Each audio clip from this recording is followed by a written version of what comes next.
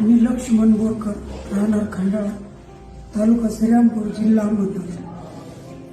त्रास मणक्याचा भरपूर होता आणि याच्या आधी मी बऱ्याचशा डॉक्टर लोकांना दाखवलं, त्याचा काही इफेक्ट नाही जाणवला. मी होता येत नव्हतं, असं रस्त्याने चालू की माझा तोल जायचा, की असं म्हणजे रात्री बेरात्री मणकी दुखायची किंवा मग असं थंडी वाजून यायची. तर मग मी सरांकडे आलो, इथं बिळद घाटात भालेराव सर म्हणून, मी त्यांच्याकडे आलो, त्यांना दाखवलं. पहिल्या दिवशी आलो तर पहिल्या दिवशी रात्री 8 वाजता आलो. बाकीच्या डॉक्टर लोकांनी सहकार्य केलं की रात्रभर राहिलो आणि दुसऱ्या दिवशी मी इथं वरती आलो. मग त्यांना दाखवलं, सरांनी दाखवलं की सरांनी बघितल्यानंतर सांगितलं की तुम्ही विटनेसपणा नाही, हे तुमची मणके आणि गादी सरकलेली आहे. त्याच्यानंतर त्यांनी मला ॲडमिट करायची वेळ नाही, काहीच नाही, म्हणजे फक्त तुम्ही घरी गेल्यानंतर आराम करा. मी तो आराम केला, माझा तोल जायचा थांबला.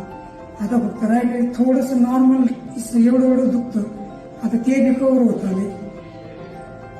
बस मी भालेराव सरांचे मनापासून आभार मानतो, मनापासून.